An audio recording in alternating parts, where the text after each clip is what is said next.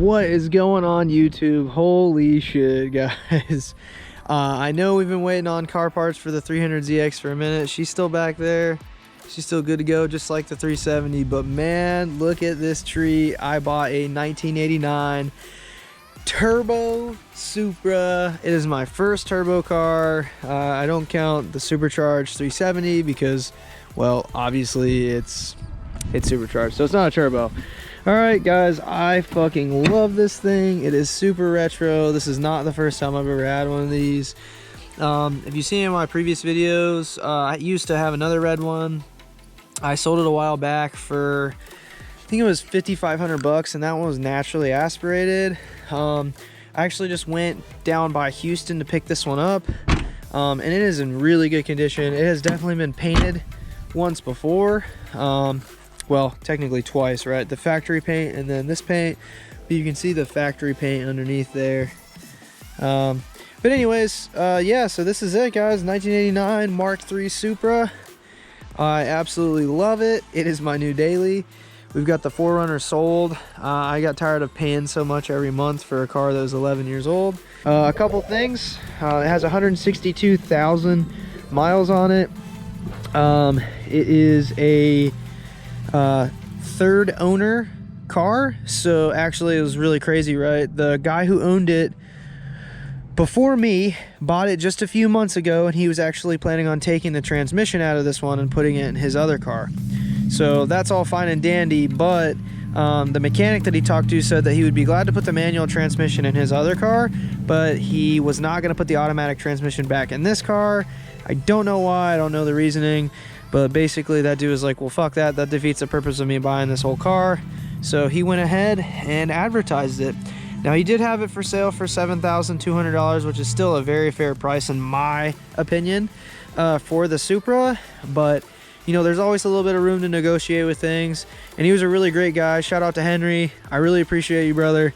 We negotiated a little bit more when I got there because I did end up hearing some ticking.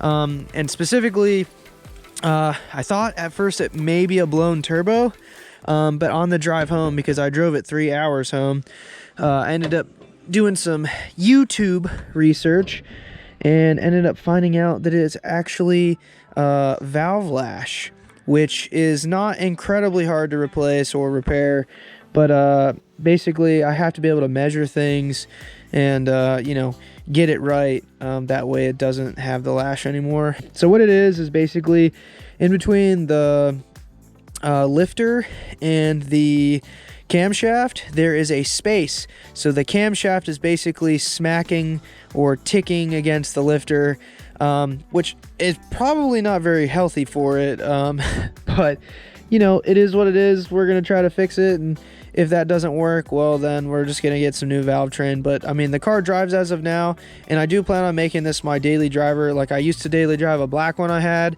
back in early 2019.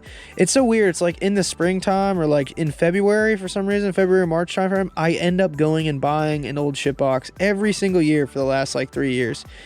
Fucking nuts. I don't know why.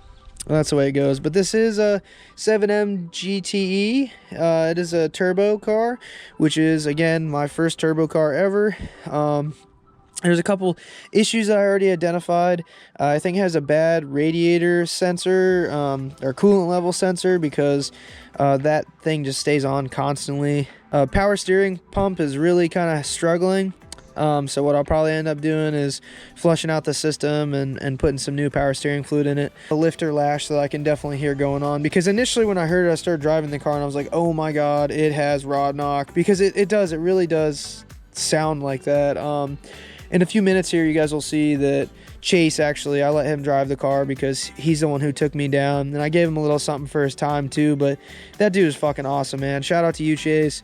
I really appreciate you always being there for me, man, and you know, always wanting to go do stuff with me.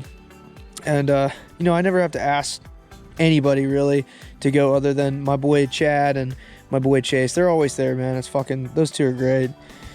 So anyways, yeah, so 7M GTE, there's the Turbski, if you guys can see it. I'm sure you can. Might end up replacing that after a little while too. So the plan is with this car is keep it as stock as possible. The only serious things I do plan on doing to it, some wheels and tires, but I really like the OEM style ones, and these tires are actually in really good condition. I'd really like to find some OEM Mark IV wheels and throw on here, the blades, that also came on the Mark III in 1990 and 91. Or at least they look like blades. Maybe these are the blades and they're like just the 5-spoke star-shaped wheels. But I want to do that. I want to put a nice exhaust on it and then a blow-off valve, and then call it good, man. I don't want to do anything else to this car. I really like it. I think it's a great car. I'm super happy with it. There are some things that obviously need some fixing, but it's not the end of the world, you know. Like, still got a radio. You got to get registered. There's some condensation and whatnot in the tail lamps. Like I said, I do want to put an exhaust on it so it sounds good when I'm driving it. Nothing too, you know, nothing too wild. I might just cut off the muffler and put a nice little catback muffler on there. Something kind of cheap, but it'll get the job done. It'll give me the sound I'm looking for. So anyways, I was talking about it earlier, but Henry came down from 72 that he originally had it advertised, and he actually he wanted 6. So we went there expecting to pay 6. I went with 6, and then just after a few minutes into the drive, I was like, you know, I'm gonna have a few extra $100 into this project. I can already see, and it's not supposed to be a project, right? That is not the goal. But I'm gonna have a little bit of time into it, at least. I think that the actual shims for it are only like 38 bucks, like a full set of shims. So then it's just my time, right? But I'm gonna have some of that into this. So I said, you know what? I'm gonna try to, you know, talk to him a little bit and see if he's willing to move, and he did, which was awesome. So again, I really appreciate you, Henry, working with me there. He came down to 5,700, and honestly, that was great, because I was able to give Chase a little bit of something for fucking driving me, and you know, we went and had lunch, and it paid for part of the gas, and it was cool, man. It really was. Like, but you know, I mean, that is the risk that you take, you know, going and buying something. Is, you know, it might have little quirks and little issues, but I mean, 162,000 miles, man. Like, that's up there, right? But then again, it's also a 1989 car. The interior, it's got some wonky stuff going on, like this weird SC cover. So you guys see, it is super retro, and I love it. The shift boot needs some fixing. The actual shifter and the linkage are like super crazy. So what I will probably end up doing is buying a short shifter for it. And not just because, oh, it's a short shifter, but I think for like 140 bucks you can buy one, and it's just gonna clean up the shifts a lot better. So that's kind of the idea with that. But I mean, like, the interior is very clean.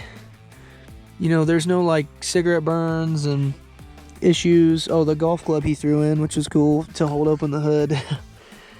But I mean, it's just an awesome little car.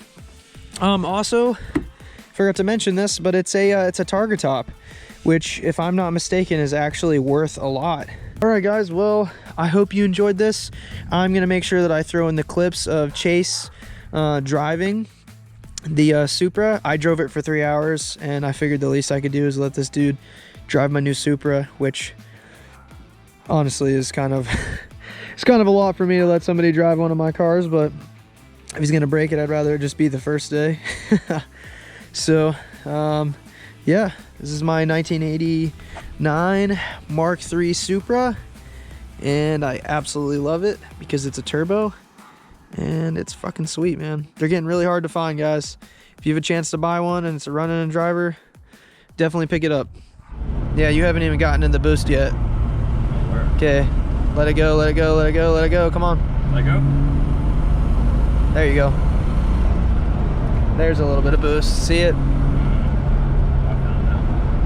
Yeah, you really gotta.